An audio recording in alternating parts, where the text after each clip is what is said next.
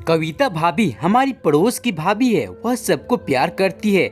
जब से उनकी शादी रामू से हुई तभी से वह हमारे परिवार का हिस्सा बन गई। कविता भाभी एक खुशमिजाज महिला है। वह अपने से बड़ों को बहुत सम्मान करती है। कविता का प्यार पाकर रामू तो धन्य हुआ ही, पूरा मोहल्ला उनके प्यार का दीवाना हो गया।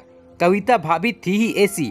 कविता भाभी को मोहल्ले के लोग जो प्यार करते हैं उनका कारण जानकर आप हैरान रह जाएंगे। कविता एक दिल फेंक महिला थी। लोग उनको देखकर अलग अलग अनुमान लगा लेते थे। उनकी इसी अदा पर लोग फिदा थे। आखिर वो थी ही ऐसी। रामू एक गांव का सीधा साधा लड़का है। लोग उसके बेवकूफ समझते हैं। उसका कारण यह है कि वह कम बोलता है, कपड़े भी साधारण पहनते हैं। दूसरी ओर कविता एक मॉडर्न लड़की है। कविता के शौक भी निराले हैं। वह खूब फैशन में रहती।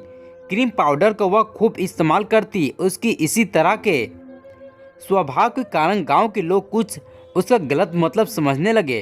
कुछ तो उसको इशारा वगैरह भी करने लगते। रामू इन बातों पर अनभिज्ञ था। लेकिन कविता एक आधुनिक विचार वाली महिला थी। वह पढ़ी लिखी थी।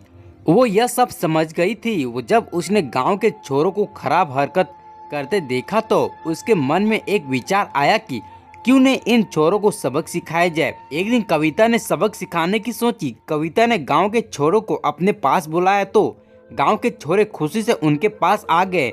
जब गांव के छोरे उसके पास आए तो कविता ने उसको पढ़ाई के लिए कहा तो वे सब गांव के छोरे मान गए। जब कविता ने छोरों से सवाल पढ़ाई के करने शुरू किए तो सबकी हवा निकल गई।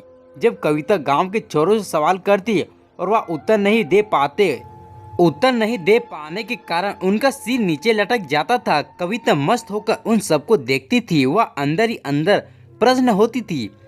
कविता का बदन बहुत गदराया था। उसकी चाल मस्ती थी।